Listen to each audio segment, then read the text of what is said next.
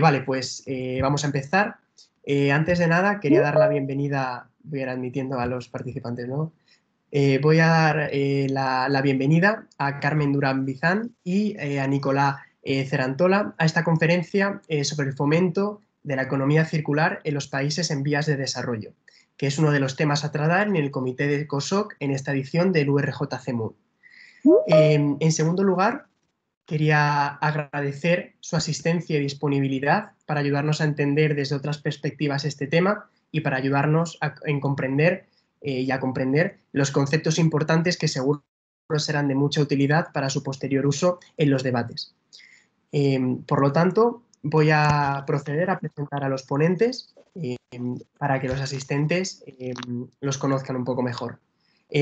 Carmen Durán Bizán es la consejera técnica de la Subdirección General de Economía Circular del Ministerio para la Transición Ecológica y el Reto Demográfico. Es ingeniera autónoma en la especialidad de Industrias Agroalimentarias por la Universidad Politécnica de Madrid y también es autora del libro El futuro de la agricultura europea ante los nuevos desafíos mundiales.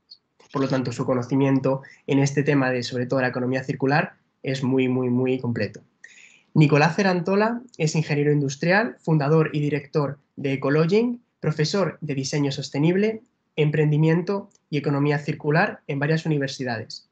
Es experto externo para UNED y UNIDO en emprendimiento responsable. Ha sido además consultor externo en emprendimiento verde, economía circular y diseño sostenible.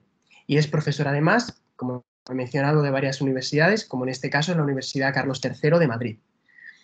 Pues una vez presentado los ponentes, voy a proceder a darles la palabra para que inicien su exposición. Así que, si quieren, María Carmen Durán Bizán, tienes la palabra para comenzar. Pues muchísimas gracias y bueno, por permitirnos tener un espacio para poder presentar lo que se está trabajando en cuestiones de economía circular. Conociendo un poco el título, porque no sabía muy bien que el título lo enfocabais de esta forma hacia países de desarrollo, pero intentaré también abordar estas cuestiones para que veáis un poco también lo que se acaba de hacer. Y bueno, una alianza que además se acaba de firmar esta misma semana a nivel internacional sobre cuestiones de economía circular y que os puede, yo creo que venir muy bien. Bueno, pues sin más preámbulo, comentaros un poco y viendo que no estáis tan familiarizados con el tema de economía circular, y aunque Nicolás lo explicará muchísimo mejor porque él es muy conocedor de todas estas cuestiones, voy a dar unas pequeñas pautas de qué es la economía circular, por qué es necesaria y cuáles son los impactos. Entonces, pues bueno, solo por ir un poco rápido, la economía circular, la economía lineal es la economía que nosotros estamos acostumbrados hasta la fecha, es en la que nosotros conocemos, porque es la economía que surgió un poco a raíz de las ideas de Adam Smith y que se han hecho además cada vez más factibles por la disponibilidad de recursos, por una posición de escalabilidad de los recursos, y esto ha hecho que procedamos a consumir, extraer y tirar productos de una forma muy acerbada. Además, este proceso se ha ido acelerando a partir de mitad del siglo XX, fundamentalmente como consecuencia del acortamiento de estos ciclos de extracción, producción, consumo y desecho, y gracias también a la economía de escala y a la capacidad cada vez mayor de extraer determinadas materias primas. Bueno, pues frente a esta economía se presenta como solución una economía circular. Y esta economía circular lo que busca es mantener el valor de los recursos, de los materiales y los productos el mayor tiempo posible dentro de la economía. En realidad se trata de una economía que busca ser restauradora, regenerativa. Es una economía que bien a lo que quiere llegar es a regenerarse dentro del propio ciclo biológico o dentro de la restauración y recuperación de materiales dentro del ciclo técnico. Es decir, que lo que se busca es que estos materiales se mantengan en el tiempo lo mayor tiempo posible, y si no es posible y si se generan una serie de residuos, poder otra vez reincorporarlos al proceso productivo. ¿Y por qué es necesaria? Bueno, pues la economía circular es necesaria porque tiene una serie de impactos la economía lineal tiene una serie de impactos de carácter ambiental, de carácter económico y que estos además están acrecentados consecuencia un poco de los crecimientos de la población. Bueno, desde el punto de vista del impacto ambiental, la propia Agencia Europea del Medio Ambiente ya considera que gran parte de los efectos de la actividad antropogénica son, entre otros, pues, por ejemplo, la pérdida de la biodiversidad, que cifra en 1 millón de especies, y donde el 90% de esta pérdida de la biodiversidad está caracterizada o está ligada a estas actividades humanas. Considera también que más de la mitad de los gases de efecto invernadero son producidos por la propia actividad humana, el estrés hídrico asociado a nuestra actividad, etc.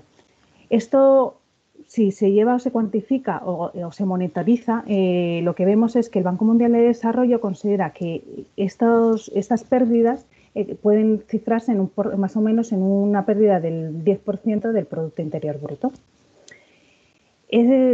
Es más, el propio World Economic Forum, que ya son foros distintos a los foros propios de medio ambiente, considera que de los 10 daños o de los 10 riesgos futuros de la economía, al menos 5 tienen carácter ambiental, como puedan ser la pérdida de biodiversidad, el cambio climático, la disminución de recursos hídricos o la disminución de la productividad alimentaria.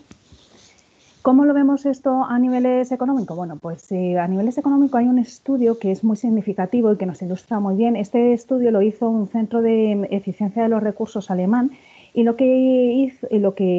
estudio en lo que se basa fundamentalmente es ver las modificaciones de los costes variables asociados a la copia de los recursos durante 20 años, entre el año 93 y el año 2013. Y lo que observó es que se incrementaban los costes en 10 unidades porcentuales durante este periodo. Y en la misma proporción disminuían los costes sociales en estos 20 años y se mantenían los costes energéticos. Es decir, que consecuencia de unos incrementos en la extracción de los recursos,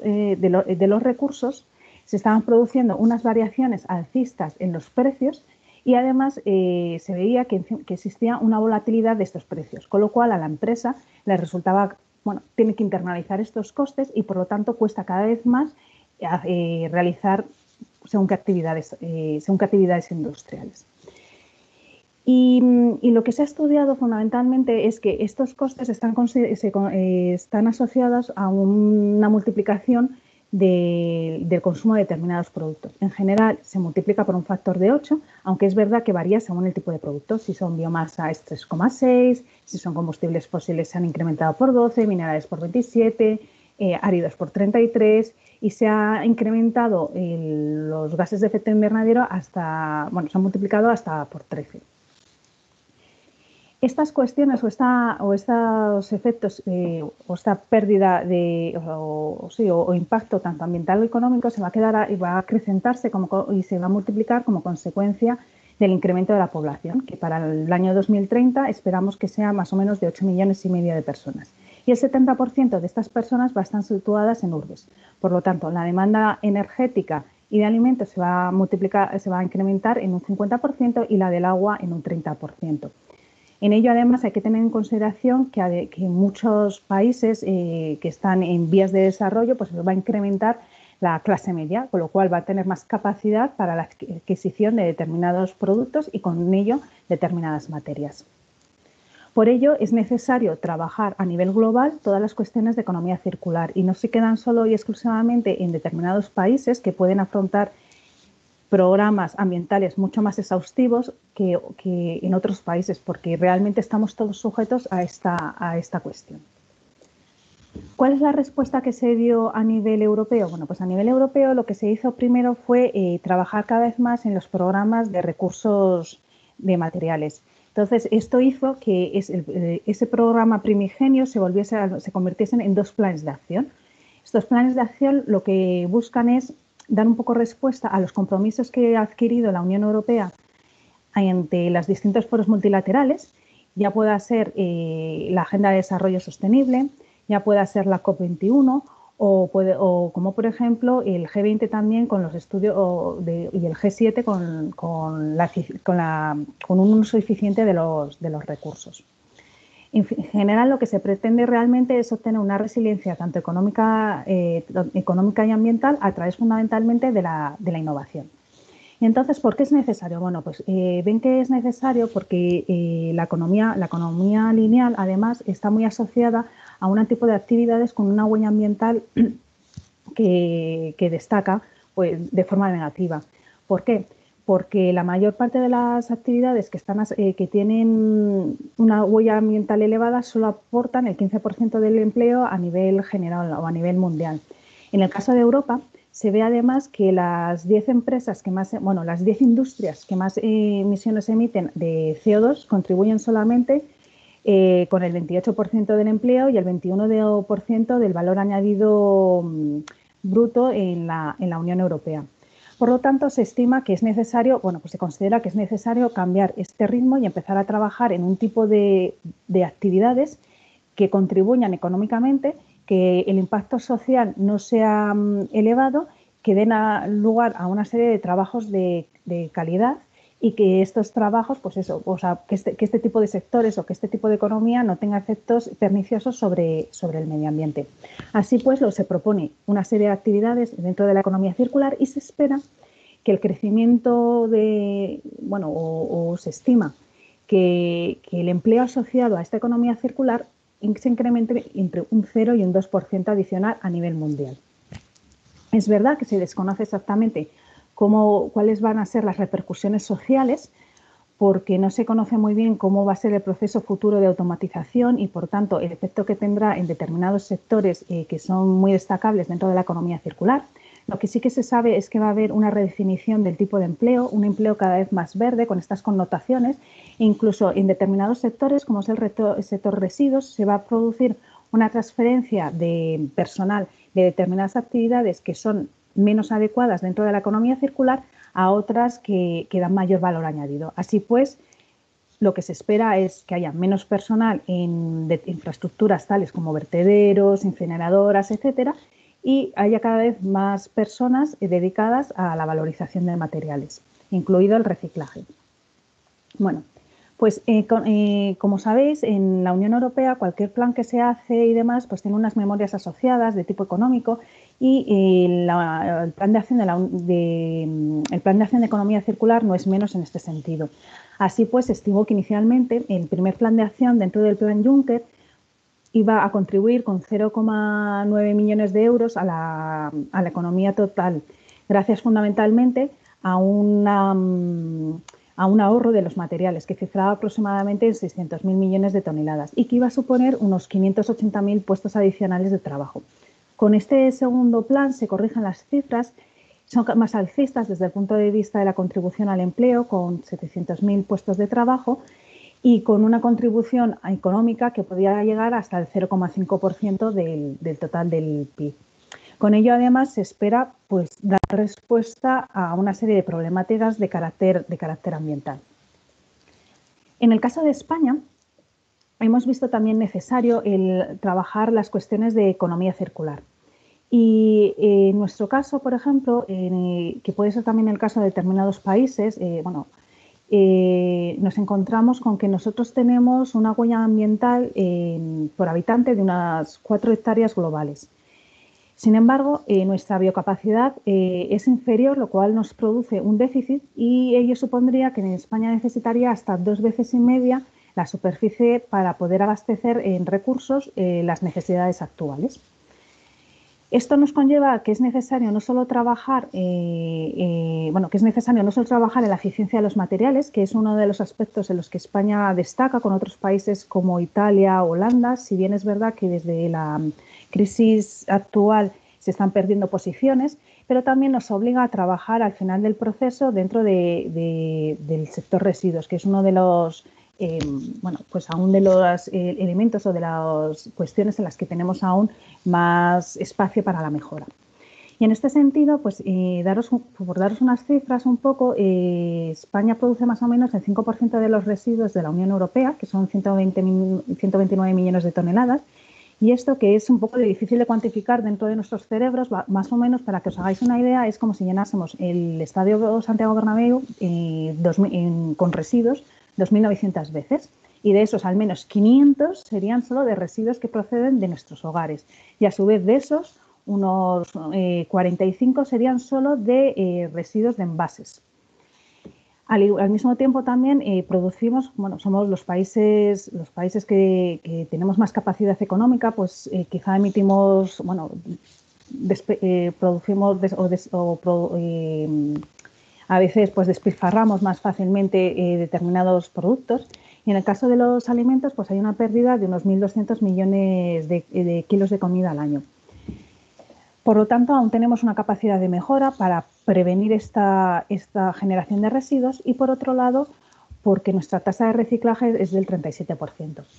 Esto, bueno, conocido un poco que lo queréis enfocar vosotros, que no lo conocía, hacia el tema de países en desarrollo, bueno, pues sabed que las cuestiones relativas a gestión de los residuos en muchos países aún también tienen un espacio de mejora también bastante elevado. Todas las cuestiones relacionadas también con la productividad de los materiales también tienen un espacio que pueden mejorar y sobre todo fundamentalmente asociados también a los gases de efecto invernadero, que es uno de los elementos con los que se está cada vez conectando más las cuestiones de economía circular.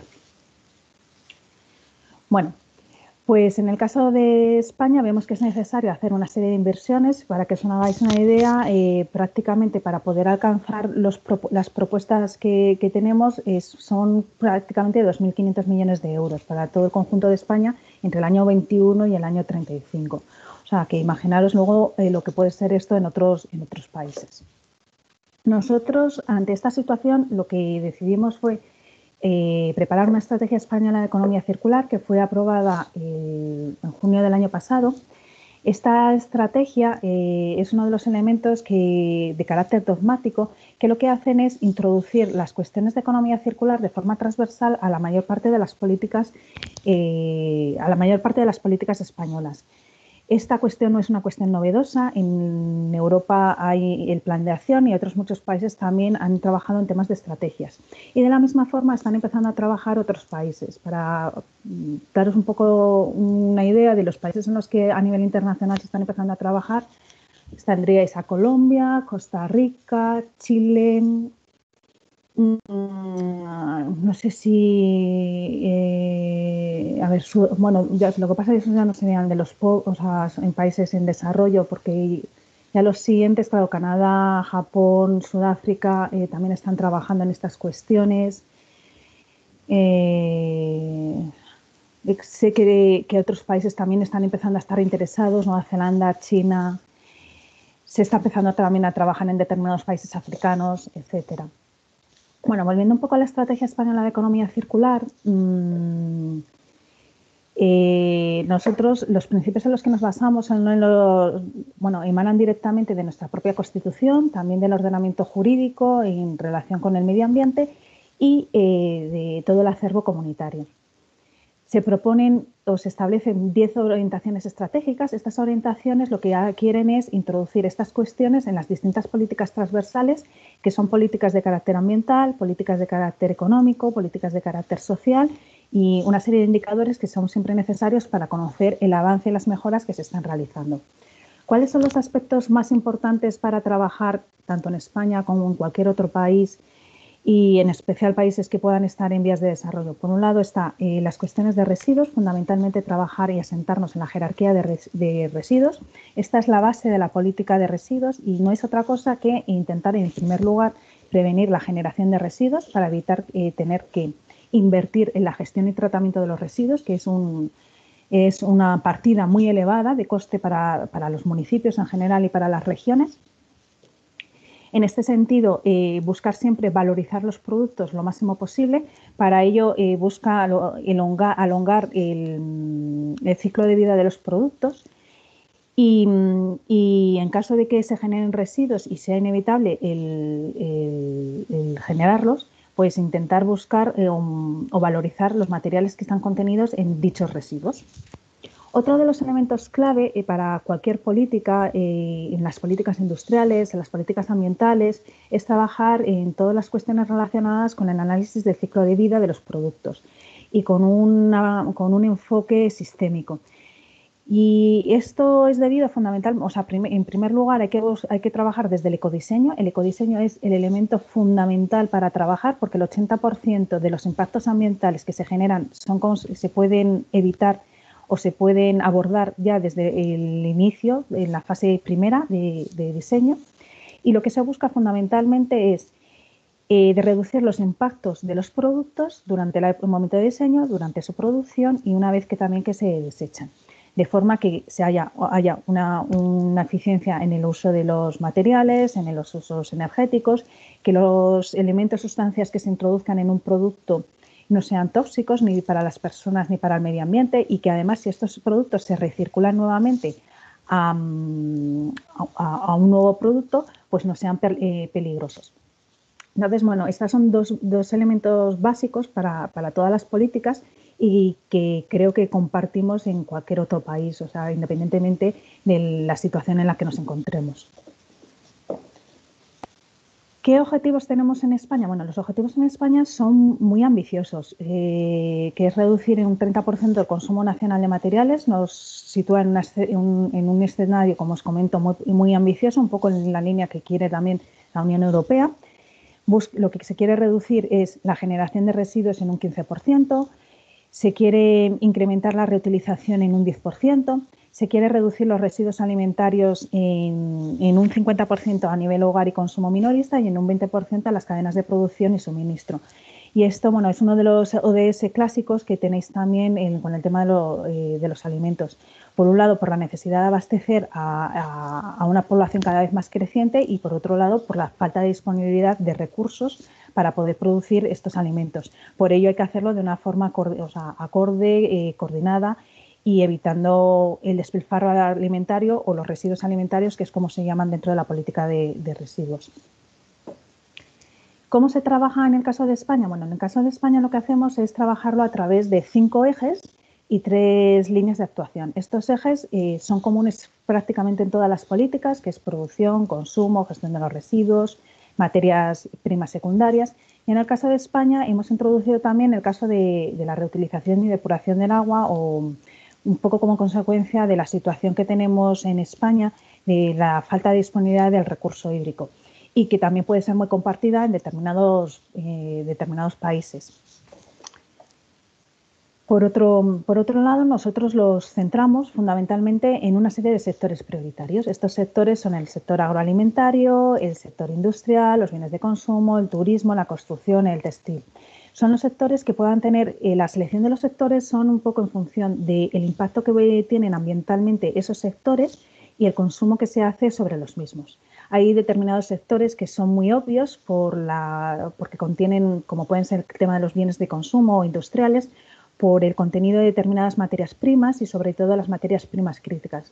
Para que os hagáis una idea, las materias primas críticas son aquellos materiales que son muy interesantes para la innovación, para el desarrollo futuro y que además estas materias, en el caso de Europa, que hay una lista positiva de materiales, estas materias son materias que no son fácilmente, que su disposición no es sencilla, bien porque están situados en países con problemas geopolíticos, porque su extracción es elevada, porque bueno, pues existen una serie de problemáticas y que en el caso de Europa pues no están disponibles. Entonces lo que se buscan son yacimientos alternativos, es decir, utilizar los residuos para extraer estos productos. Aunque en otros países puede no compartir este problema, o por lo menos para determinados productos, para determinadas sustancias, pero sí que indudablemente pocos países, a excepción de China, que es de los que más capacidad tienen de distintos tipos de recursos, o sea, más disponibilidad de diferentes tipos de recursos, tiene, pues los demás indudablemente siempre pues, tienes ciertas carencias. En este sentido también, pues otros elementos que se han ido introduciendo, pues por ejemplo, el textil, el sector textil que se introdujo en el último lugar frente al borrador anterior. Para que os hagáis una idea, también se ha introducido no solo por el impacto que produce, porque tiene una serie de impactos asociados de carácter energético, ambiental, etcétera, del uso y consumo de productos químicos, sino también porque además estos impactos transfieren nuestras fronteras. Porque, bueno, por todos es conocido que no toda la industria textil se localiza dentro de Europa. Entonces, pues bueno, son una serie de sectores que son primordiales. En el caso de España también se ha introducido el turismo, que puede ser compartido o no con otros países. Nosotros a la hora de trabajar y como modelo de gobernanza trabajamos o tenemos distintos niveles de organización para poder trabajar a nivel con otras administraciones a nivel territorial y también a través con los sectores porque la economía circular es una economía.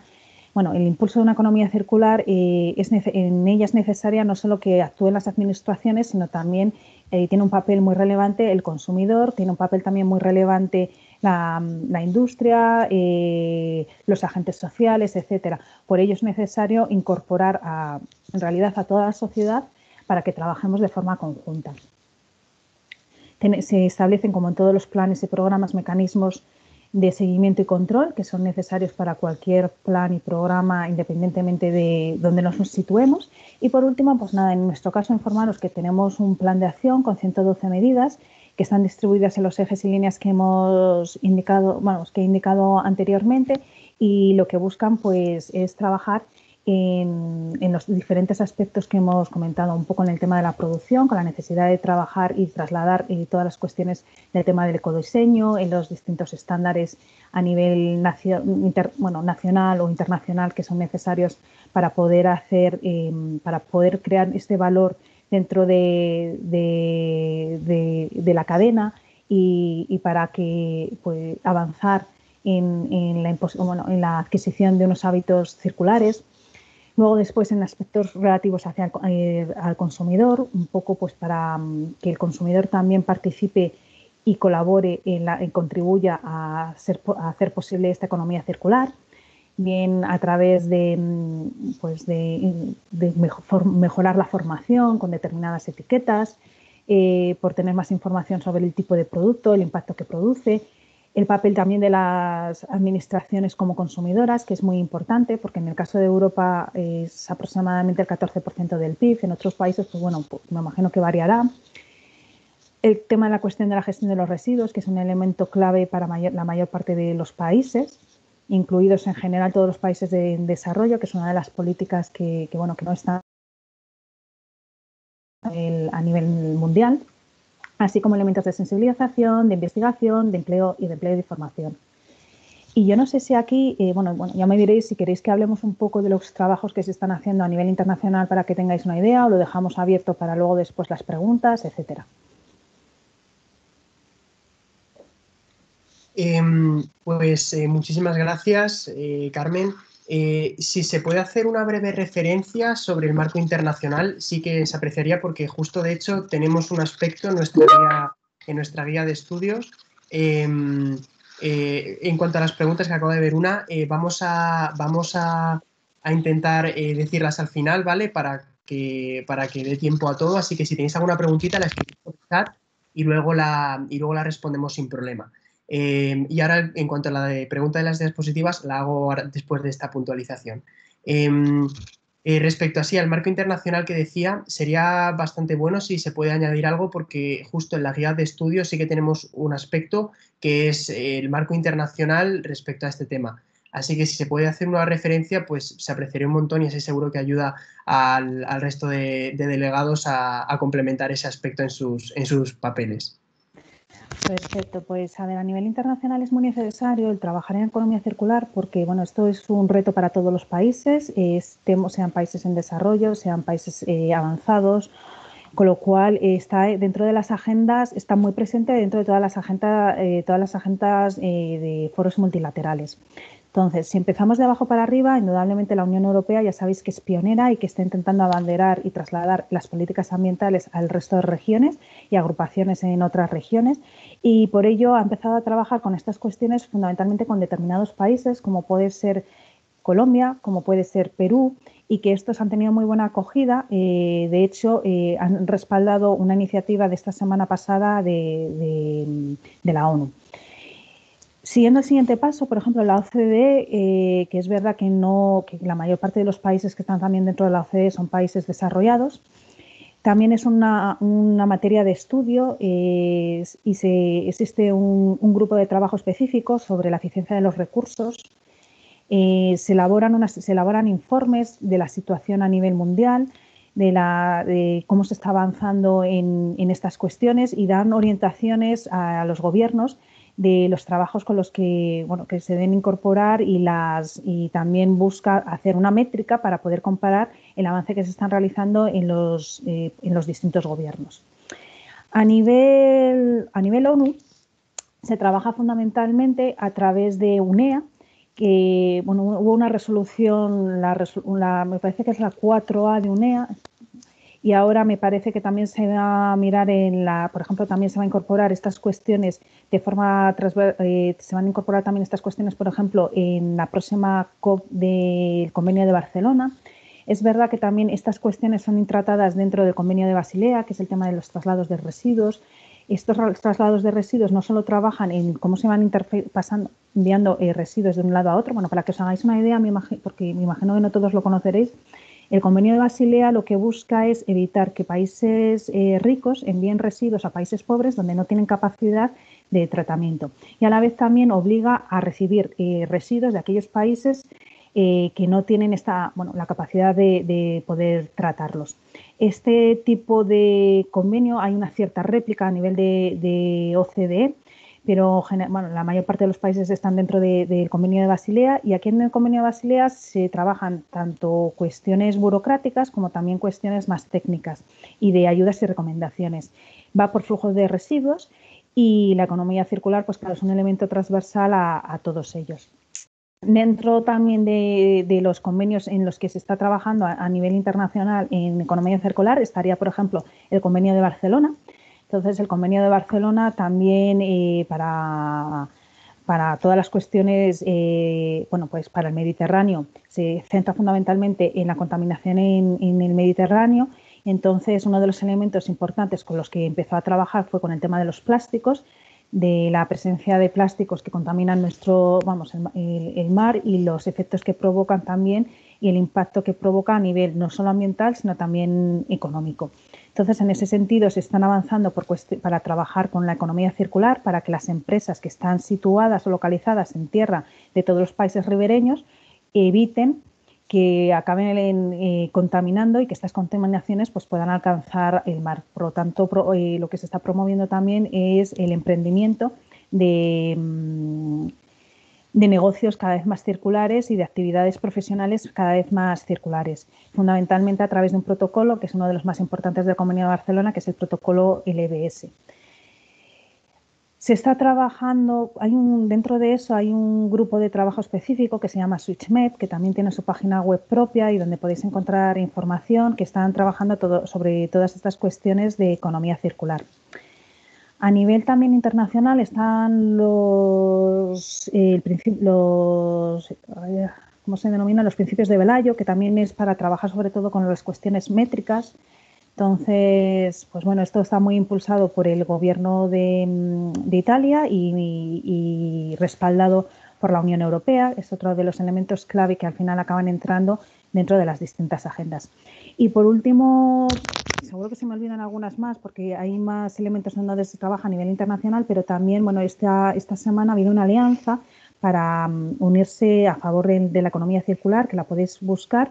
Están los miembros que forman parte de ella son UNIDO, UNEP, la Unión Europea, y bueno, ha sido respaldada por 7 u 8 países, 7 u 8 países más para trabajar en cuestiones de economía circular, y lo que se espera es que otros países se vayan uniendo a esta alianza.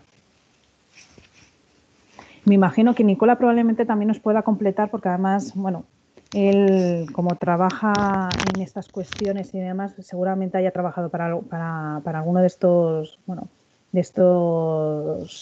proyectos, o sea, que os puede ir comentando un poco de forma más detallada.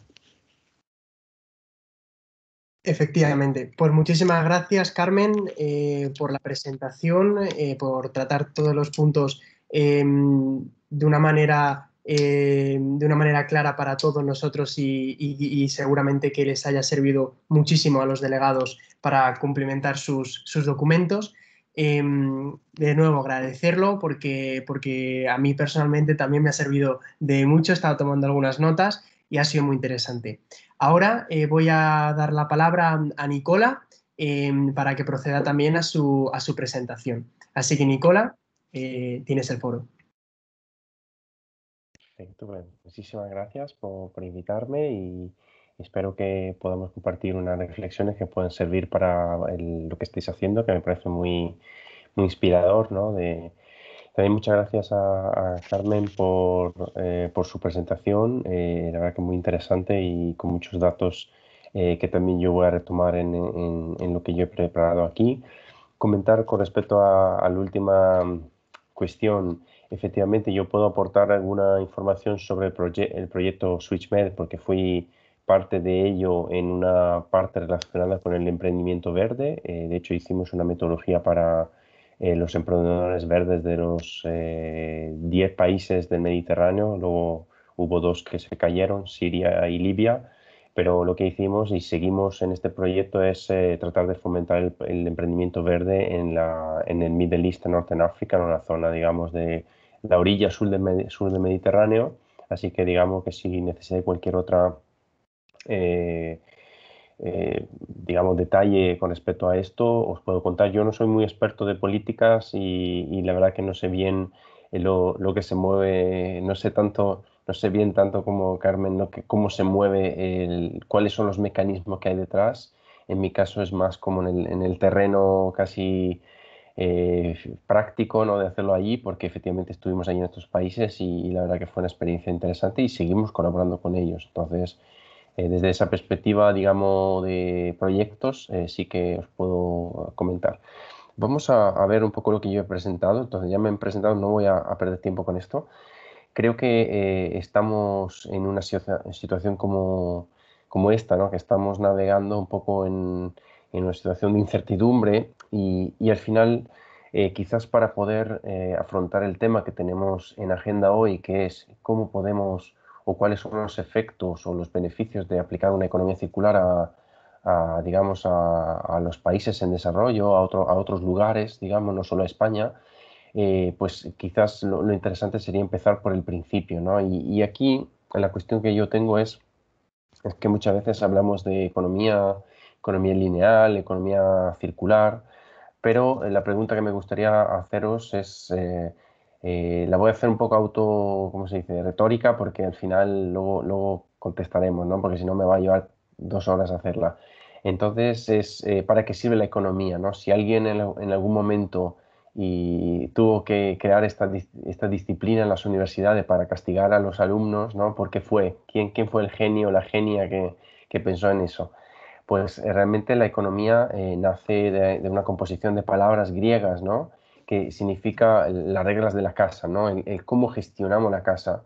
Y aquí la cuestión es que quizás, a ver si estoy de acuerdo, la pregunta es, ¿pero para qué sirve la economía? Porque ¿por qué alguien se puso a plantear que necesitamos crear una disciplina que estudia cuál es nuestra relación con el entorno? Y una de las posibles razones, a ver si estáis de acuerdo, es que nosotros necesitamos plantear la economía porque necesitamos satisfacer las necesidades humanas, que es esta pirámide que modelizó un antropólogo americano en los años 40, que trata de darnos a hacernos entender cuáles son las motivaciones que hacen que las personas hagan lo que hacen, ¿no? Porque si nosotros al final hemos ido evolucionando desde ser unos simios peludos a ser unos simios un poco menos peludos, en realidad ha sido porque hemos empezado a tener unas inquietudes que se iban desarrollando a medida que se iba desarrollando nuestras capacidades físicas, como el pulgar oponible o nuestra capacidad de cálculo mental, ¿no? Entonces, esto es importante porque en la parte de abajo tenemos las necesidades fisiológicas, las que no podemos prescindir ninguno de las personas en la Tierra. En el medio tenemos las que son intermedias, es decir, el estar tranquilos, el disfrutar de una puesta del sol, de caminar tranquilamente sin sentir que te pueda atracar alguien, o que vuelvas a tu casa y tener un hogar donde poder estar cómodamente, etcétera, tener algo de entretenimiento. Y luego está la parte de arriba, que es muy aspiracional, es cuál es el sentido de nuestras vidas y qué rol y qué papel cumplimos dentro de esa telenovela o esta soapópera o este culebrón que son nuestras vidas. Entonces la primera reflexión con vosotros es Claro, esta pirámide es igual para todos los seres humanos, porque todos somos Homo sapiens sapiens, pero como podéis imaginar, cuando nosotros nos empezamos a mover en la cumbre, las expectativas y nuestro sentido de autorrealización van cambiando muy drásticamente a según de qué país estamos tratando, ¿vale? Esto os lo lanzo ahí porque es muy importante, luego veréis por qué, ¿vale? Os dejo con la intriga porque ahora lo vamos a ver. Entonces, ¿cómo satisfacemos nosotros la pirámide de necesidades? Desde la más básica, que es que yo abro mi grifo aquí en mi casa en Madrid y sale el agua, muy básica, hasta el hecho que me compra una prenda para parecer más guapo o para estar en un evento o hacer otra o sentirme realizado porque hago un viaje en Indonesia. Todo esto se basa a partir de este esquema, que es este esquema que comentaba Carmen antes, de un sistema lineal en que nosotros extraemos los recursos, los manufacturamos, los ponemos en el mercado con unas dinámicas a veces un poco curiosas o un poco perversas y finalmente desechamos muy rápidamente estos productos, que es un sistema un poco así, ¿no? También Carmen lo comentaba antes, el tema de la economía de escala, y ahí os lanzo una primera reflexión y es el mundo emergente, que es como llamaremos un poco la parte que vosotros tenéis que trabajar, que podríamos decir que no es España, sino que es el otro, los otros, ¿no? Todo lo que está fuera, digamos, de los países más enriquecidos, tiene una cuestión que tiene que ver con el hecho de que necesitan satisfacer sus necesidades, pero ellos empiezan desde más abajo. Es decir, nosotros como sociedad en España generalmente hay bastante clase media, por lo tanto la mayoría de las necesidades más básicas están cubiertas, ¿no? No hay, o por lo menos no hay prácticamente casi una pobreza extrema, es decir, hay una serie de situaciones que en Europa por lo menos han ido mejorando, ¿no? En algunos aspectos. Pero esto no quita que la economía de escala esté en estos países o aquí en nosotros, donde estamos nosotros, produciendo una cantidad incalculable de productos cada día, ¿vale? De hecho, mientras yo estoy hablando y tratando de expresar estos conceptos, ¿cuántas botellas han pasado? Bueno, pues cientos, ¿no? Y si nosotros sustituimos la botella por camisetas, móviles, cargadores de teléfonos, sillas, sofá, coches, si lo podéis imaginar, mientras yo hablo siguen pasando, pasando, pasando. Entonces, como también comentaba Carmen, es una economía de escala muy eficiente porque en el corto plazo es rentable porque pues ha creado esta prosperidad que conocemos en algunos países, a costa también de otros a veces, pero luego es muy deficiente desde una perspectiva ambiental y social porque genera una serie de consecuencias bastante graves, ¿no? Con respecto al medio ambiente, que esto ya lo empezamos a conocer, pero también desde una perspectiva de sociales, ¿no? Al final creamos todos los productos tan baratos que nosotros consumimos, realmente luego descubrimos que están producidos en campo de concentración en algunos países o que están producidos por mujeres o niños en estado de esclavitud, cosas de este estilo, ¿vale? Entonces, al final, ¿cómo nosotros podemos evitar grandes problemas? Y la cuestión es que nosotros, la forma para evitarlo es empezar a entender esa pirámide de necesidades, porque cada uno de los escalones principales de la pirámide de necesidades se tiene que afrontar con temas, con estrategias bastante diferentes. Es decir, nosotros somos todos seres humanos y todos tenemos la misma pirámide, pero la forma en que nosotros trabajamos la pirámide de necesidades en España, bien como comentaba Carmen con la estrategia de economía circular, en realidad tiene unas cosas, tiene una semejanza con otros países, pero realmente difiere en muchas otras, ¿no? Entonces hay una cuestión aspiracional que hemos comentado, hay una cuestión de sistema operativo de la sociedad, que es la capa intermedia de interacción entre nosotros, y finalmente hay una parte de abajo que tiene que ver con las necesidades fisiológicas. Y las necesidades fisiológicas o biológicas, como vemos en esta diapositiva, que están en la base de la pirámide, es ¿cuánta agua potable necesita una persona para poder vivir con dignidad? ¿Cuántos kilovatios de energía necesita al día para calentar su casa, para cocinar su comida, para ver, estudiar por la noche? ¿Vale? ¿Cuánto espacio de vertedero necesita una persona, ¿no? O de vertedero o de otra solución para gestionar los residuos que genera? ¿Cuánto necesita en términos de capacidad de toilet o de servicios para el saneamiento de esta persona? Entonces hay una parte de abajo que correspondemos, que todos compartimos. Y luego hay una parte intermedia que tiene que ver con la economía. ¿Cómo creamos nosotros puestos de trabajo que permita a las personas vivir con dignidad, ¿no? y que puedan de alguna manera desarrollarse profesionalmente y que puedan tener la oportunidad de vivir de lo que hacen y de lo que les gusta. Y finalmente tenemos arriba, volvemos a la cumbre de la pirámide, los deseos, los sueños y las ficciones, lo que nos cuentan las redes sociales, lo que nos cuentan los deepfake que podemos encontrar ahora hoy en día en algunas redes sociales, los patrones culturales, incluso los memes, influyen en este tipo de cosas. Yo os estoy contando todo esto porque supongo que os estoy intentando de provocar sobre cuáles pueden ser vuestros grandes problemas o grandes desafíos a la hora de planificar cómo solucionamos todo esto, porque esto tiene varias capas de complejidad. Entonces aquí entra un tema, si lo veis, seguimos en la misma pirámide, pero hay una parte arriba que tiene que ver con el propósito de la vida que tienen las personas. Y esto parece una conversación filosófica, pero es una conversación filosófica que tiene dramáticas consecuencias para lo que son nuestro día a día, ¿vale? Y luego tenemos la parte intermedia, que es cómo hacemos negocio y hacemos política. Vosotros ahora mismo estáis simulando la parte que está en el medio.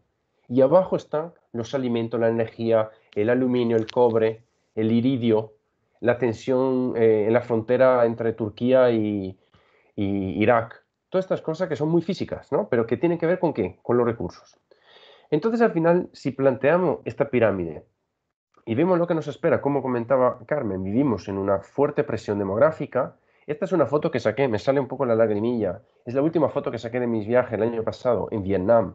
Y veis la clase, ¿qué significa clase media? Es una tienda de electrónica ahí, una autopista que se está creando, una película a la izquierda y gente con sus motitos que el año pasado iban en bicicleta y ahora van en moto.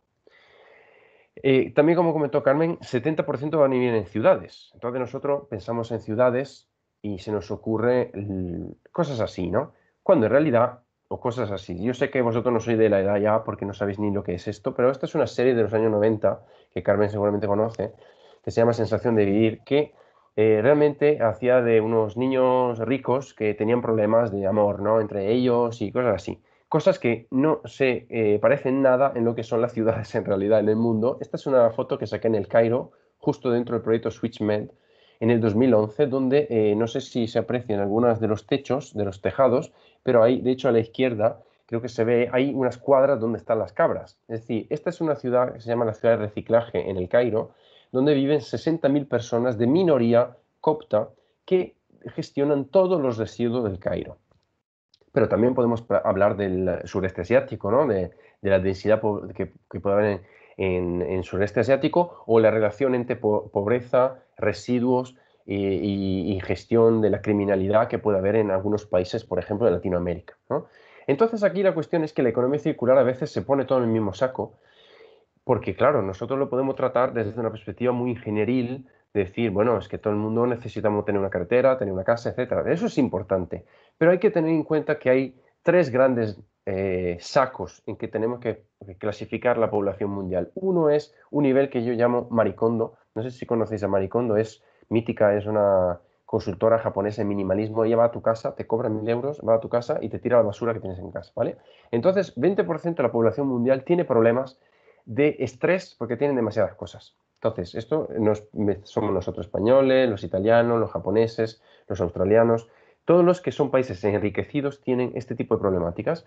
Es decir, que no saben qué hacer con su dinero y tienen que, de alguna manera, llamar a una consultora. Y luego hay una franja muy importante del planeta, de población mundial, que un 40% tiene que ver con esta clase media que están en Indonesia, en India, en Colombia, en Brasil, en México.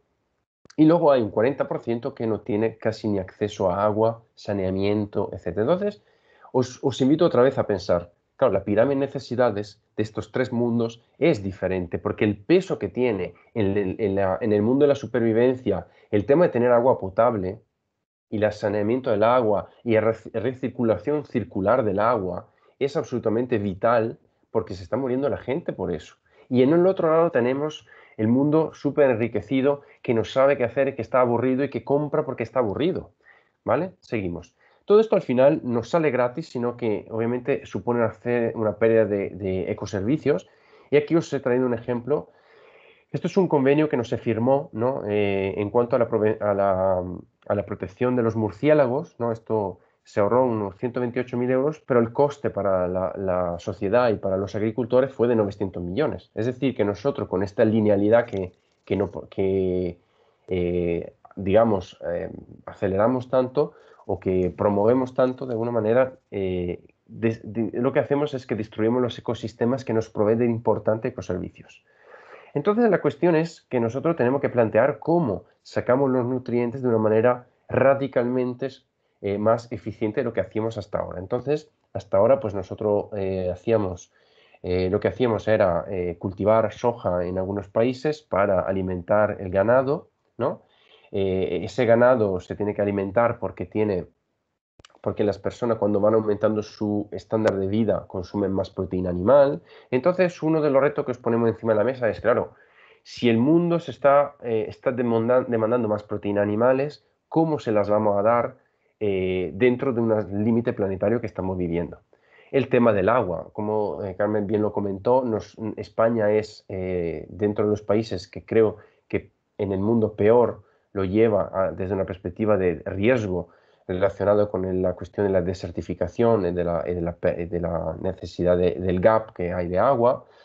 Los aumentos de las temperaturas y los mega incendios, hemos visto que en Australia, por ejemplo, o en California, hemos visto situaciones verdaderamente apocalípticas que tienen que ver con este maltrato que nosotros hacemos al entorno, el tema del cambio climático, también como se comentó, y el tema de la contaminación, ¿no? Por ejemplo, ahora estoy en un proyecto que tiene que ver con la posidonia en Túnez y en Italia, y el tema del littering es un tema que tiene un coste para la sociedad brutal, y en estos países que estamos diciendo, los países emergentes, el problema del littering y de la contaminación por plástico es una verdadera tragedia, porque nosotros digamos que este modelo de desarrollo de economía de escala ha llevado prácticamente a la plastificación del mundo emergente. Si habéis tenido la oportunidad de viajar, bueno, soy muy joven, pero lo que ha pasado es que muchos de estos países, en Latinoamérica, en África, en Asia, se han ido plastificando, es decir, toda la comida callejera, por ejemplo, se ha ido plastificando. ¿Y eso en qué se basa? En la lucha constante entre me gano mi vida, me gano mi pan cotidiano y el hecho que alguien tiene que regular eso, ¿vale? Entonces hay un conflicto muy fuerte porque hay personas que viven de eso y personas que viven también de los residuos que tiene que ver con los residuos electrónicos, ¿no? Entonces, si lo vemos desde una perspectiva de retos que tenemos de enfrente, podemos ver en este caso la tabla periódica, donde hay unos problemas geopolíticos, también como comentaba Carmen, que tiene que ver con el hecho de que hay materiales que están llegando al fin, digamos, al fin de el bote que tenemos se está consumiendo, por lo tanto, hay algunos que empiezan a estar en números rojos, y si yo os preguntara cuántos elementos, por ejemplo, de la tabla periódica necesitamos para fabricar un iPhone, un teléfono, un smartphone, ¿cuántos números? La cuestión es que vuestras respuestas, como sois jóvenes, yo creo que sois optimistas. Cuando se lo pregunto a los más mayores como yo o a los empresarios, me dicen, son muy pesimistas, me dicen, 90, 100, y los jóvenes me dicen 20. Bueno, yo os digo que la respuesta es 75, ¿vale? Entonces hay una cuestión que desde las Naciones Unidas os pido tomáis en cuenta, y es que va a haber lo que hasta ahora ha sido las guerras por el petróleo que ha habido, la guerra que ha habido por el agua en muchos países como Sudán y Egipto y en Palestina o en otros lugares, en futuro, y ya se está empezando a ver con la guerra comercial entre China y Estados Unidos, con la cuestión de los minerales que son fundamentales para las tecnologías, ¿no? Se está hablando de 5G, se está hablando de muchos temas, pero realmente es que el 5G no es que no es que va volando, sino que sí va volando, pero tiene que haber un repetidor, tiene que haber una infraestructura ahí, ¿vale?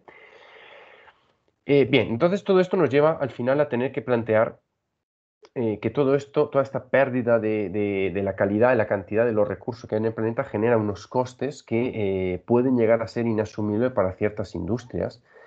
E incluso si vemos cuál es nuestra relación con ciertos materiales, si os acordáis de Nokia, bueno, no habéis nacido quizás, pero bueno, el 44% del coste de fabricación de este Nokia tiene que ver con el insumo de materiales. Y si vemos un vehículo ligero comercial, un 55%. Por lo tanto, hay una cuestión que creo que es positiva, y es que nuestra economía es tan atada a los materiales que antes o después se va a acelerar la economía circular en algunos ámbitos. De hecho, en cuanto a metales y en cuanto a cobre y otros elementos que son estratégicos, como comentaba Carmen antes, se está empezando a mover mucho más porque son muy caros. Por lo tanto, hay un incentivo para crear mercados secundarios de materiales. Entonces, al final, no es necesario ser economista para entender que si sube la demanda y baja la oferta, va a haber una presión en cuanto a costes.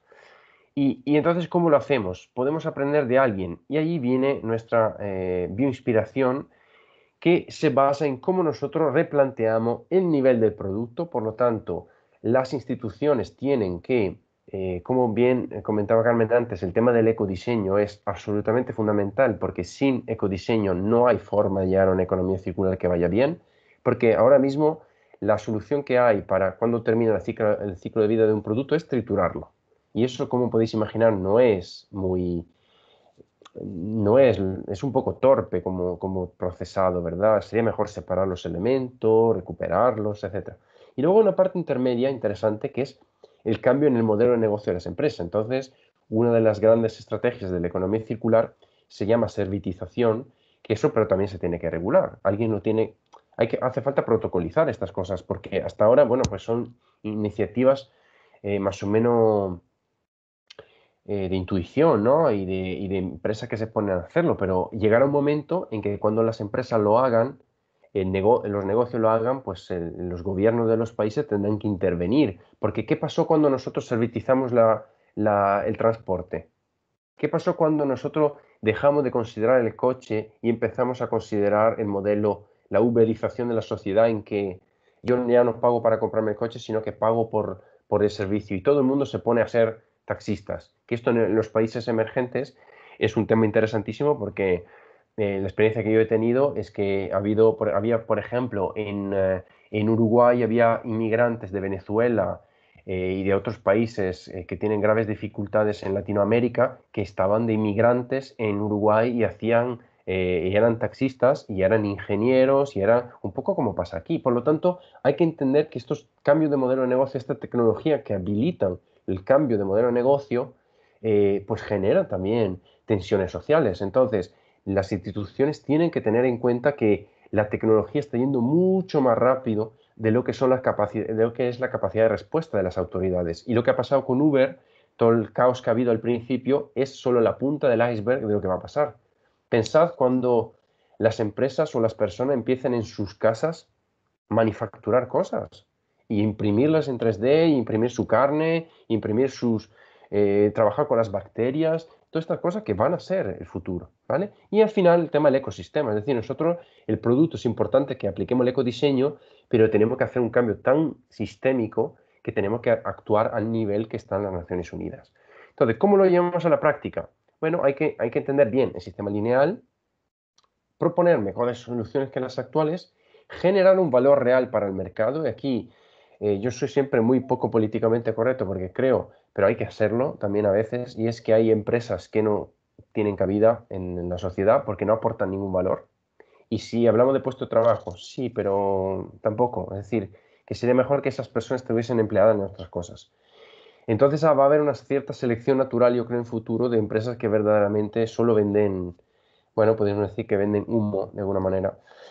Y luego tenemos la viabilidad económica y finalmente prototipar y aprender. Todo esto, como podéis imaginar, nos lleva ahí abajo donde tenemos que ir a rascar un poco cuál es el problema que hay detrás, porque la responsabilidad social corporativa está bien, pero tenemos que solucionar las cosas, no solo tratar de mejorar lo que estamos haciendo. Todo esto al final nos lleva un poco a la idea de emprendimiento como actitud en la vida que nos ayude a cómo podemos nosotros incentivar un emprendimiento responsable que haga que las personas sean más empoderadas y que puedan crear sus pequeños negocios, sus pequeñas realidades para vivir de ello. Y bueno, como hemos comentado, hay mucha importancia en el modelo de negocio, así que vamos a ver entonces cuáles son las grandes preguntas que os dejo para terminar esta sesión. Primero, cómo estáis siendo unas comisiones que pretenden pensar, están en el lugar de quién tiene que tomar las decisiones? Os ponemos aquí los retos. Uno es, ¿cómo alimentamos damos energía, agua, ropa, transporte, hogar para 8.500 millones de personas. Teniendo en cuenta la situación que tenemos ahora, porque no es que nosotros diseñamos el futuro y podemos poner el futuro desde una hoja en blanco. El futuro se construye a partir de lo que existe. Por lo tanto, el futuro, este futurista de naves espaciales que estamos viendo, no corresponde a la realidad porque el futuro que vamos a ver en el futuro va a haber millones de personas viviendo en favelas y en lugares absolutamente inhóspitos. Entonces, ese futuro tan de ciencia ficción se tendrá que chocar o tendrá que chocar con la realidad de nuestra sociedad que va hacia ello, ¿vale? Y es que no podemos prescindir de parte de la sociedad que son ahí y que tenemos que solucionar. Luego, ¿cómo creamos negocios y modelos económicos desvinculados del concepto de crecimiento? Hoy en día, un emprendedor, un emprendimiento, todo el mundo está fascinado con el concepto de crecimiento. Pero como sabemos, en la naturaleza, todas las cosas que crecen de manera descontrolada son negativas. Entonces, en las empresas, en las realidades que nosotros vivimos, pasa un poco lo mismo, que tenemos que tener esa sensibilidad de que tenemos que evolucionar más que crecer.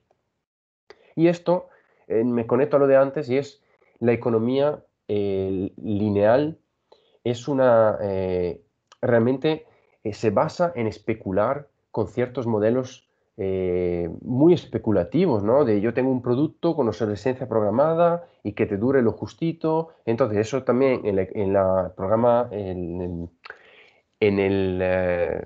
sí, en estrategia de economía circular se está trabajando también, pero es importante que empezamos a entender estas cosas porque tiene tiene un fuerte efecto en lo que es la realidad. Luego, diseñar productos y servicios circulares, esto lo hemos dicho, es muy importante, las tecnologías nos van a echar una mano, pero tenemos que capacitar a las personas para que sepan cómo se diseña. No es posible que hoy en día en las universidades todavía no se introduzcan el concepto de ecodiseño, de economía circular, de análisis de ciclo de vida, porque eso es fundamental. Las empresas hay un desconocimiento con respecto a lo que son estas cosas que es impresionante. Tú dices, pero ¿qué hacéis durante el día? Si no sabéis esta cosa, ¿qué estáis haciendo en el 2021? Cuarto punto, son 5, ya estoy terminando. Rediseñar ciudades, hogares, territorios para ser resilientes y autosuficientes. Se habla de la España vaciada, pero no es la España vaciada es la única. La España vaciada es una metáfora de lo que está pasando en todo el mundo y tiene que ver con la concentración que genera, con el magnetismo, ¿cómo se puede decir? Con la atracción que generan los centros urbanos. Entonces tenemos que el planteamiento de España puede ser emblemático también para otros lugares donde tenemos que desarrollar lugares que son híbridos entre rural y urbano, pero que tienen este planteamiento que veis en la pantalla de pequeñas comunidades autosuficientes que son energéticamente neutras o que generan más de lo que consumen, etcétera. Y esto también tiene que ver con la regulación. Esto en algunos países, la regulación para que tú seas autosuficiente es más laxa, en algunos países es muy estricta. Por ejemplo, si nosotros pretendemos plantear un baño seco o pensemos el baño seco es un sistema, es una solución que no tiene agua, ¿vale? Es un baño donde tú haces tus cosas, pero no tiene agua.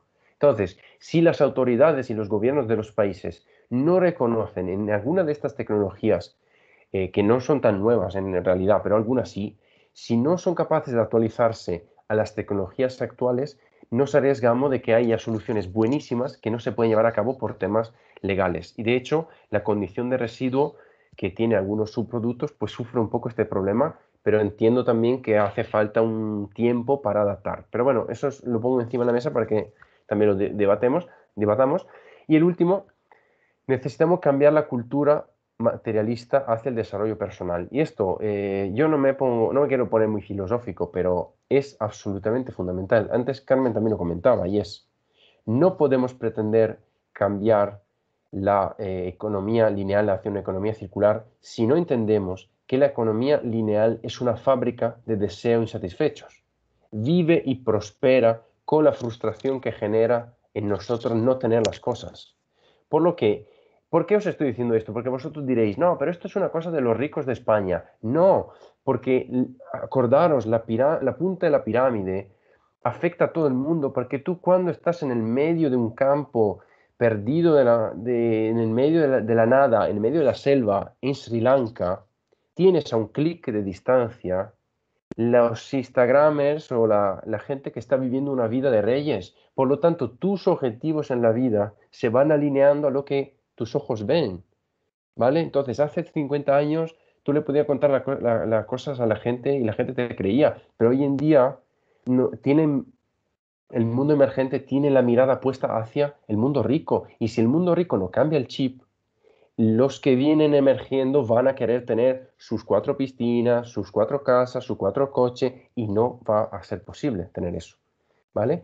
Entonces, ya termino, y es que si no tenemos el valor de perder lo que conocemos y navegar en una tormenta, difícilmente vamos a encontrar nuevos lugares, ¿no? Entonces, vosotros ahora estáis en una situación en que tenéis que lanzaros hacia lo desconocido, porque estamos en tiempos excepcionales.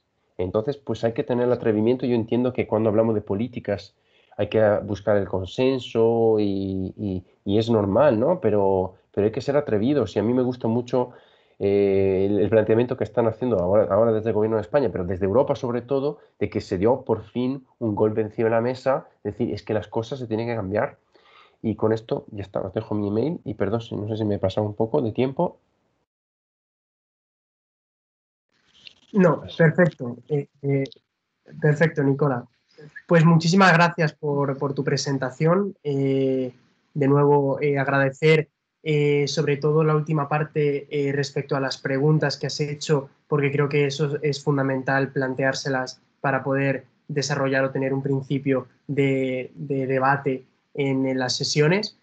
Y eso, y mostrar pues mi admiración hacia las diapositivas y los conceptos de las que has hablado con ellas, porque también me han aclarado un montón de dudas y de problemas que no entendía mucho.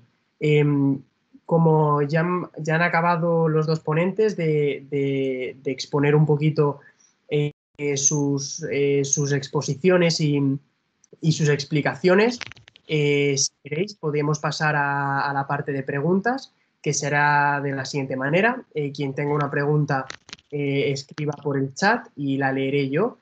Así, pues, si va para una persona en concreto, pues también se puede añadir. Pues esta va para Carmen, esta va para Nicola. Eh, y, pues si queréis, podéis escribirla ya. Aprovecho también para comentar lo que ha escrito María. Sí, se pueden enviar las diapositivas al finalizar la conferencia. Yo comento, como he dicho antes, que estas sesiones se van a grabar y se van a subir a YouTube, pero de todas formas, si ambos ponentes no tienen ningún problema, podrían mandarnos las diapositivas a nuestro correo, que ahora les facilito, y así pues luego se las podemos hacer llegar a los delegados para que tomen un vistazo con más detenimiento y tengan tomen las notas que necesiten. Ahora busco el correo y lo pongo por aquí por el chat para que lo manden cuando puedan. Si no hay alguna pregunta, yo tenía una que me ha surgido y la quería hacer, era un poquito para los dos. Era sobre recalcar un poquito también la última parte que ha comentado Nicolás sobre el papel del gobierno no solo de España, sino de los distintos estados, ya que como aquí hay mucha gente que representa distintos países y cada país pues, tiene una situación, una economía, unas características, pues el papel de ese gobierno en los distintos países para la implantación de un modelo de economía circular, es decir, cómo se podría entender que debe ser ese papel del gobierno o qué papel tiene ese gobierno, mejor dicho, en esta competencia de implantar un modelo circular. No sé si me explico, pero principalmente sería para recalcar ese factor del gobierno y ese modelo de economía. Pues, Nicolás, ¿quieres por alusión contestar tú primero? En todo caso, si no, yo complemento. Vale, sí, yo quizás ahora, por mi parte, yo como estoy al otro lado, ¿no? Carmen está en el otro lado, yo estoy en el otro, entonces, claro, mi rol es el de pedir, ¿no? Y ella intenta responder como puede, ¿no? Porque eso es lo que, ¿no? Es lo que nos ha tocado en la vida, ¿no? Entonces, yo lo que puedo hacer es, bueno, primero decir que el rol de los gobiernos, de las instituciones, es un rol que yo no envidio, ¿no? Yo siempre, no sé si la otra vez con Carmen lo habíamos hablado, pero tiene un rol muy difícil, ¿no? Es un desafío porque ellos están sometidos a mucha presión. Están sometidos a mucha presión y es que, claro, hay que lidiar con una complejidad en la sociedad tremenda, tremenda, porque hace 50 años, bueno, pues había unas cosas, pero hoy entre tecnologías, ideologías y cosas que son como muy cambiantes, ¿no? Muy rápido, es difícil también dar respuesta y que todo el mundo esté contento, ¿no? Además porque hay muchos intereses detrás, ¿no? Por lo tanto, cuando tú haces contento a uno, habrá alguien que no esté contento, entonces te sigue presionando al otro lado. Entonces yo creo que por lo menos lo que es mi petición, podemos verlo así. Bueno, no, primero empiezo con lo que podrían ser los ingredientes que puedan servir y luego hago la petición. Y ingrediente que puede servir es crear unos espacios de conversación y de diálogo y de experimentación que puedan servir como experimento para ver cómo podemos aprender y trabajar juntos. Yo creo que la pandemia ha enseñado también que los gobiernos, pese a sus buenas intenciones, los gobiernos de todo el mundo han tenido graves dificultades a entender cómo lidiar con la pandemia, ¿no? Porque no se sabía, porque uno probaba una cosa y luego veía que funcionaba y la semana siguiente no funcionaba, entonces, bueno, un caos total. Entonces, yo creo que allí la respuesta, por ejemplo, de los makers fue impresionante, ¿no? Los makers estuvieron solucionando el tema o parte del problema de los ventiladores, etcétera, y ellos no eran ni empresas ni instituciones, y eran gente que se asoció y que ya estaba asociada antes, pero que de repente dio un golpe encima de la mesa y dijo, nosotros aquí estamos y somos capaces de ayudar. Entonces, yo diría, ¿qué aprendemos de esta historia? Aprendemos que a lo mejor hay que crear una conexión, un pegamento entre los diferentes actores para que exista una posibilidad de mejorar y de crecer, ¿no? Yo creo que en este sentido la gran dificultad ahí, que creo que es un tema importante, es que hay que creer en las instituciones. Y el problema es que a la ciudadanía le cuesta mucho, porque, claro, metemos todo en el mismo saco, ¿no? Entonces, y esto es una cuestión de transparencia y de confianza. Entonces, tú te puedes fiar de las instituciones, pero tienes que creer en ellas. Entonces, hay países, para generalizando un poco más, que hay países donde, por ejemplo, el nivel de corrupción y de opacidad es increíble, increíble, y por lo tanto en esos países la intervención del Estado y del gobierno es impositiva desde arriba y es como así es como se hace y poco más. Y luego hay países más creativos y más... Suelen ser países más pequeños también, Holanda, Eslovenia, Uruguay, que tienen poblaciones más pequeñitas y más uniformes, que son más ágiles, yo creo. Entonces yo creo que la gran dificultad es esa. Y la única petición que yo sí hago es que me gustaría que los gobiernos se mojasen más, que diesen un golpe encima de la mesa en algunos temas que son innegociables. Y es que la economía circular, el cambio climático, la lucha del cambio climático, la transición ecológica o climática es nuestra prioridad número uno. Por lo tanto, ya no podemos estar diciendo, no, hay que buscar el consenso. Es que hay cosas que son como son. Entonces, hay que tomar un poco, hay que ser contundentes en algunas cosas porque yo entiendo que no es una posición fácil, pero es que necesitamos a veces un poco de guía casi espiritual y filosófica, ¿no? Que alguien nos diga, pero ¿qué es lo correcto? Y no puede ser que en la clase política haya confusión sobre estos temas. Es que no puede ser. Entonces hay que tener una alineación y ya dejo la palabra a Carmen a ver cómo, qué nos dice. ¿Cómo sale, no? Pues a ver, pues bueno, yo por un lado, pues oye, agradecer a Nicola porque es verdad que esa empatía, ¿no? De que no siempre es tan fácil regular. Entonces sí que es verdad que yo creo que en los modelos de gubernamentales o de organización está cambiando fundamentalmente en determinadas regiones, como puede ser la europea, y que se intenta también esta forma de hacer, de trabajar, extrapolarla a otros entornos que creo que porque pueden ser replicables y pueden ser buenos. Entonces, es verdad que antes se trabajaba más desde el punto de vista de la regulación. Es verdad que esa regulación siempre con una conexión y con una interacción con los actores principales porque es necesario, porque no desde la administración conocemos todo y es importante pues conocer lo que te comentan desde el otro lado. Y desde el otro lado a veces no son solo los agentes productivos, son los agentes sociales, los agentes ambientales, etcétera. Entonces esto es una cuestión que Europa yo creo que ha trabajado bastante bien, de cada vez mayor participación y mayor transparencia. Entonces, hasta el momento, en la economía lineal, pues sí que es verdad que este modelo de trabajo era el que se utilizaba. Es verdad que sigue siendo necesario porque hay cuestiones que son innegociables y que son necesarias regularlas, porque como bien dice Nicola, no siempre llueve para todos. De ahí pues, grupos que puedan ser más favorables a una propuesta que otros y al final no hay más remedio que regularlo porque tenemos que buscar un elemento común para todos y que haya cabida para todos. Eso por un lado. Pero al mismo tiempo, con la economía circular y con otras muchas políticas, cada vez lo que se está haciendo cada vez más es saber mejorar esa interacción de la administración con el resto de entidades y con el resto de sociedades. Entonces están cada vez más creando foros comunes. En el caso de la economía circular es muy sencillo porque yo creo que el mensaje es, como antes ha dicho Nicola, es tan obvio que es cuestión de tiempo de que todos nos veamos afectados y que es necesario cambiar a este modelo económico porque desde el punto de vista económico, o sea, quizá no te llegue el mensaje ambiental, pero el mensaje económico yo creo que llega prácticamente a todo el mundo. Y como ese mensaje económico te está diciendo que es necesario cambiar, pues yo creo que es una aceptación por parte de todos los sectores profesionales y que nadie se queda, o sea, a nadie le parece extraño. Entonces, yo creo que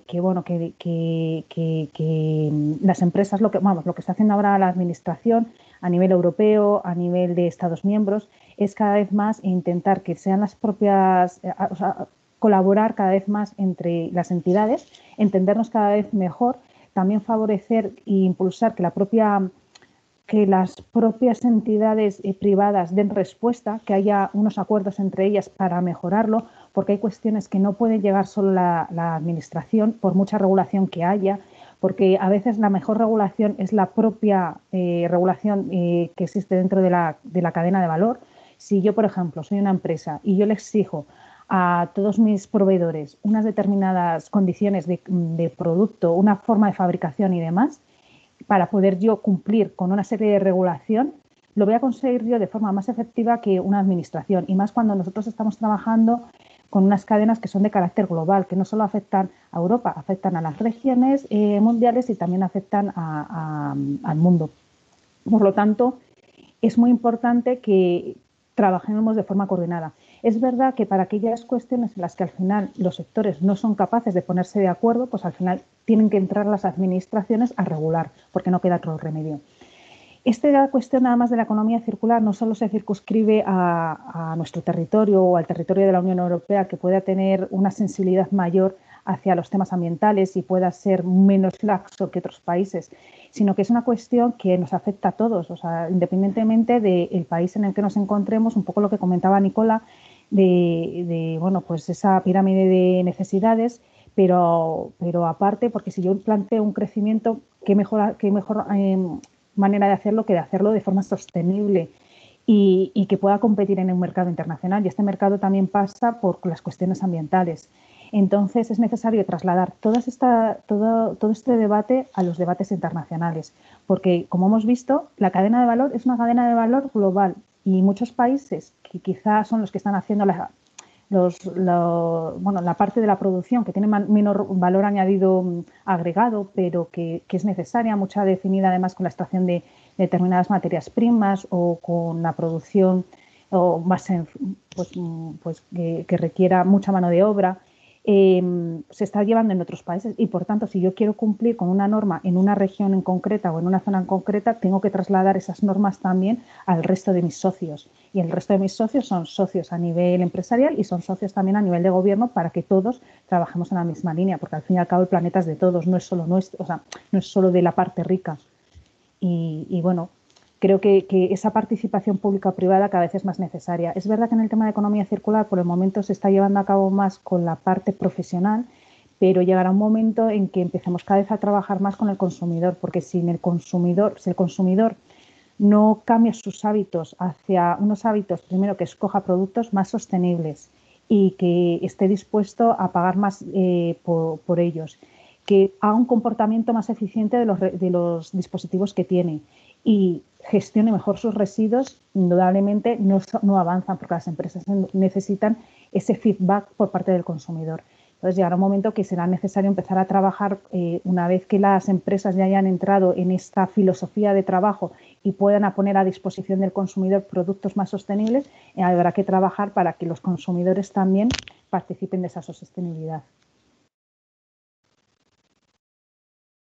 Genial, pues muchísimas gracias a los dos. Yo creo que ha quedado respondida perfectamente de ambas perspectivas y, y parece ser que no hay ninguna pregunta más. Vamos a dejar, aunque sea un ratillo, un minuto, para que si alguno o alguna quiere añadir alguna pregunta por el chat, que la escriba. Y yo creo que es una muy buena oportunidad el hecho de que ahora tengamos a estos dos ponentes aquí para realizarles cualquier tipo de cuestión que tengamos en cuanto a eso, a cómo afrontar este tema y estos problemas que tenemos, que hemos de debatir y encontrar una solución. Pero vamos a ver si alguien se anima. Mientras tanto, no sé si ahora URJ Moon, que es quien está en el chat, va a poner por el chat el correo al que podéis escribir podéis enviar la presentación cuando tengáis un momentito, ¿vale? Si no lo escribe ahora, que seguramente lo escribo yo. Y mientras tanto, pues, no sé, parece ser que no se anima nadie. Ahí mira, justo es info@urjcmoon.com, ¿vale? Y así se agradece mucho y ya nosotros se lo hacemos llegar a los delegados y delegadas. Bueno, pues como parece ser que no hay ninguna pregunta, agradecemos desde la institución URJ Moon y desde nuestro comité también, desde COSOC, agradecemos mucho vuestra asistencia, que hayáis compartido estos conocimientos con nosotros y seguro que aunque no se manifiesten ahora, han estado tomando muchos apuntes el resto de asistentes. Así que nada más que añadir. Si queréis hacer algún último comentario, estáis más que bienvenidos.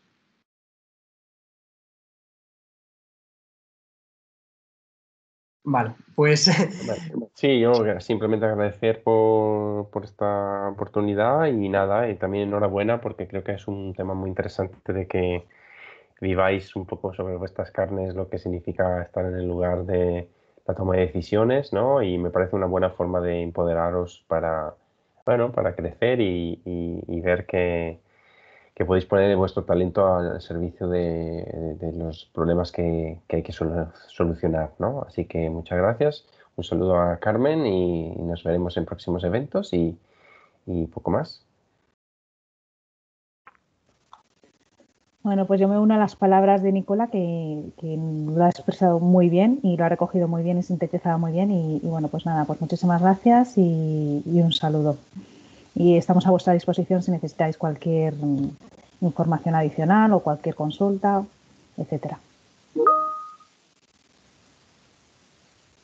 genial. Pues muchísimas gracias. Mira, ya está por ahí la presentación.